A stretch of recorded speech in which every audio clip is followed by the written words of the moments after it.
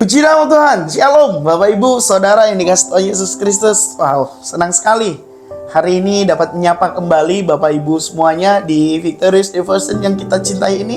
Mari kita bertumbuh bersama iman kita kepada Yesus Kristus melalui setiap renungan yang ada. Mari kita berdoa. Bapa yang baik dalam sorga, kami sungguh bangga memiliki Tuhan yang seperti Engkau. Tuhan yang telah memberi teladan bagi kami, Tuhan yang tidak pernah meninggalkan kami, Tuhan yang selalu ada buat kami. Kami bersyukur dan sangat berterima kasih. Saat ini kami mau sama-sama merenungkan kebenaran daripada firman-Mu. Roh Kudus mampukan kami, tuntun kami untuk kami mengerti dan memahami setiap firman-Mu. Berbicaralah kepada kami pribadi lepas pribadi sesuai dengan kebutuhan kami. Kami percaya melalui firman-Mu kami memperoleh kekuatan yang baru. Melalui firman-Mu paradigma kami diubahkan. Melalui firman-Mu Tuhan kami dituntun terus kepada jalan kebenaran-Mu. Urapi setiap kami semua. Kami berdoa dan menjawab syukur. Amin. Bapak Ibu Saudara yang dikasihi Tuhan Yesus Kristus, hari ini kita mau sama-sama merenungkan kebenaran firman Tuhan dengan tema melayani karena kasih. Saya mau mengajak kita untuk sama-sama mengoreksi diri pada saat kita beribadah kepada Tuhan, pada saat kita melayani Tuhan, pada saat kita melakukan sesuatu di dalam kehidupan kita. Kita harus berani dengan jujur. Untuk apa? Untuk mengecek apa motivasi kita di balik dari kita melakukan sesuatu. Apakah itu beribadah? Apakah itu berdoa? Apakah itu melayani? Atau apapun itu.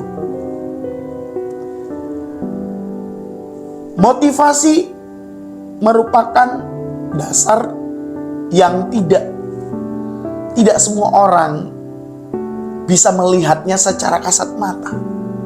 Tetapi kita pribadi sendiri yang bisa mengetahuinya. Motivasi kita dalam melakukan segala sesuatu itu apa? Jadi motivasi yang terdalam dalam kehidupan kita di dalam melakukan segala sesuatu seharusnya nih Bapak Ibu, seharusnya terlebih lagi untuk pelayanan itu bukan tentang ambisi pribadi, bukan tentang pencapaian pribadi, bukan untuk pemenuhan kepentingan dan keuntungan pribadi saja Bapak Ibu. Jadi kita melakukan segala sesuatu itu juga bukan karena paksaan, terlebih lagi terhadap pelayanan, bukan karena terpaksa, bukan karena tidak enak hati. Tapi kita melakukan segala sesuatu dalam kehidupan kita. Kita harus melihatnya itu sebagai sebuah pelayanan. Pelayanan untuk siapa? Untuk Yesus Kristus. Jadi kalau kita melakukan segala sesuatu sederhana, sekecil apapun, kita mikir. Walaupun orang tidak melihat kita menyadari, aku melakukan ini untuk Tuhan Yesus. Aku berbuat ini untuk menyenangkan hatinya, bukan untuk menyenangkan orang lain. Karena Tuhan Yesus Kristus terlebih dahulu memberikan teladan bagi kita dengan kasih yang telah Dia laksanakan. Kasih itu juga yang menjadi landasan pada saat kita melayani, pada saat kita melakukan segala sesuatu, pada saat kita berbuat sesuatu. Kasih Kristus memenuhi hati kita. Yang mau katakan amin. Saya berdoa untuk kita semua Bapak Ibu Saudara yang dikasihi Tuhan Yesus Kristus, untuk kita melakukan segala sesuatu yang tidak melanggar hukumnya Tuhan.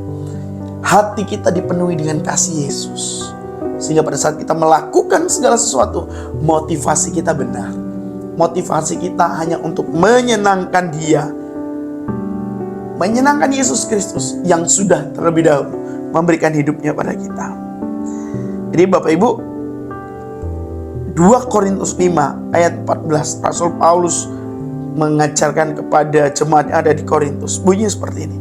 Sebab kasih Kristus yang menguasai kami, karena kami telah mengerti bahwa jika satu orang yang sudah mati untuk semua orang, maka mereka semua sudah mati. Dan kasih Kristus menguasai kita Bapak Ibu. Kasih yang selalu mendorong pengorbanan. Melayani harus ada pengorbanan. Tidak ada pengorbanan di dalam melayani. Itu salah. Di dalam melayani selalu harus ada pengorbanan. Apakah korban waktu, pikiran, perasaan, harus ada. Karena Yesus terlebih dahulu untuk menyatakan kasih-Nya, Dia datang bukan untuk dilayani tetapi untuk melayani. Ada pengorbanan yang harus diberikan di sana. Ada harga diri, ada identitas diri, ada status yang harus dikurbankan. Yang sesungguhnya dia tidak layak melakukan itu, yang sesungguhnya dia tidak perlu melakukan itu. Tetapi dia mengkesampingkan itu.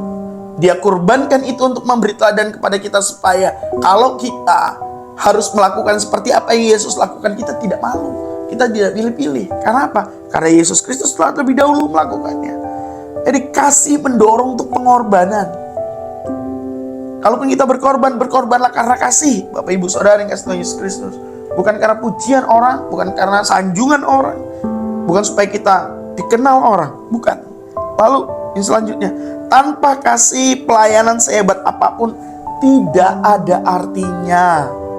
Mau sehebat apapun Bapak Ibu kita lakukan untuk orang lain, untuk gereja, untuk negara, atau untuk apapun dan siapapun, kalau bukan karena kasih, sia-sia Bapak Ibu. 1 Korintus 13 ayat 2. Saya bacakan untuk kita semua. Sekalipun aku mempunyai karunia untuk bernubuat, dan aku mengetahui segala rahasia dan memiliki seluruh pengetahuan, dan sekalipun aku memiliki iman yang sempurna untuk memindahkan gunung, tetapi jika aku tidak mempunyai kasih, aku sama sekali tidak berguna.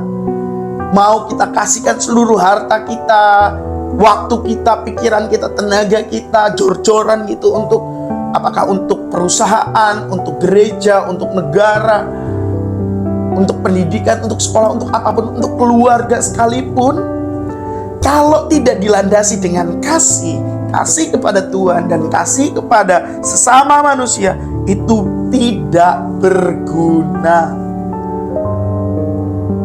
Tanpa kasih, pelayanan sehebat apapun tidak ada artinya Bapak Ibu. Inilah Yesus Kristus. Tujuan Yesus Kristus memberikan teladan, melakukan segala sesuatu dengan kasih. Supaya apa? Supaya kita mengikuti jejaknya. Supaya kita mengikuti apa yang Yesus lakukan kepada kita. Yang mau dan percaya katakan amin. Jadi dengan kasih yang sejati yang telah Yesus Kristus teladankan bagi kita, maka kita juga bisa melayani, kita juga bisa menjalankan pelayanan dengan kasih. Karena kasih akan memampukan kita untuk terus bertahan dalam kekecewaan, dalam kelelahan, dalam burnout kita. Tuhan telah memberikan teladan itu. Galatia 2 ayat 6. Bertolong-tolonglah, Galatia 6 ayat 2 maksudnya. Galatia 6 ayat 2. Bertolong-tolonglah menanggung bebanmu, demikian kamu memenuhi hukum Kristus. Apa hukum Kristus? Kasihlah Tuhan Allahmu dengan segenap, lalu kasihlah sesamamu manusia. Dikasih Kristus, Bapak Ibu, telah menyelamatkan kita. Seharusnya itu menjadi penyemangat buat kita untuk melayani dengan sepenuh hati, untuk melayani dengan totalitas, untuk melayani dengan dasar kasih. Karena kasih itu hidup dalam kita. Izinkan kasih Yesus itu hidup dalam kita Bapak Ibu. Kasih Yesus yang tetap setia dalam kehidupan kita, sehingga kita bisa bertahan untuk melayani meskipun tidak dilihat orang, meskipun tidak ada ucapan terima kasih, meskipun tidak ada tepuk tangan dari orang. Ya, jangan mengharapkan tepuk tangan dari orang. Ingat, nyamuk mati itu karena tepuk tangan orang. Jangan sampai karena hanya mencari tepuk tangan orang, mencari penghormatan, penghargaan dari orang, kita kayak nyamuk mati. Tapi pada saat kita mencari perkenanan Tuhan, mencari kesenangannya, menyenangkan hatinya, kita mengikuti jejaknya, rela berkorban, tetap bertahan menghadapi tantangan dan kekecewaan dan yang lain-lainnya, kita tetap bertahan. Kenapa? Dasar kita kasih Kristus yang sudah terlebih dahulu mengasihi kita. Yuk, mari sama-sama Bapak Ibu, saya dan kita semua mengubah motivasi kita di dalam melayani, motivasi kita di dalam keluarga, motivasi kita dalam pekerjaan, motivasi kita dalam seluruh aspek hidup kita. Biarlah motivasi kita hanya untuk menyenangkan hati Tuhan. Motivasi kita dalam melayani adalah motivasi yang sungguh-sungguh karena kasih Kristus. Bukan hanya karena legalitas, bukan hanya karena formalitas, bukan hanya karena rutinitas atau kewajiban belaka. Amin buat firman Tuhan hari ini. Mari kita bersatu dalam doa. Tuhan Yesus, biarlah kasih yang telah Engkau teladankan kepada kami, kasih yang telah Engkau nyatakan kepada kami, itu menguasai hati kami, memenuhi pikiran kami, menguasai seluruh aspek hidup kami ya Tuhan. Sehingga setiap pelayanan kami, setiap kami melakukan tanggung jawab, setiap kami melakukan pekerjaan kami, itu lahir berdasarkan kasih-Mu. Itu kami lakukan berdasarkan kasih yang terlebih dahulu Engkau lakukan ya Tuhan. Bukan karena terpaksa, bukan karena kami ingin mendapatkan pujian dari orang, bukan karena kami ingin Tuhan hanya menginginkan promosi-promosi yang ada, tetapi kami hanya mau menyenangkan hati-Mu. Terima kasih, kami bersyukur. Kami menyerahkan sepanjang hidup kami, sepanjang hari ini. Ini adalah hari yang telah Tuhan berkati. Apapun yang kami kerjakan, biarlah itu menyenangkan hati Tuhan. Apapun yang kami lakukan, biarlah itu menyenangkan hati-Mu.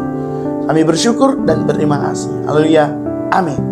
Sampai ketemu di Victorious Devotion yang akan datang. Bapak Ibu Saudara yang dikasihi Yesus Kristus, selamat melayani Tuhan dengan sepenuh hati, melayani karena kasih. Salam kemenangan. Shalom.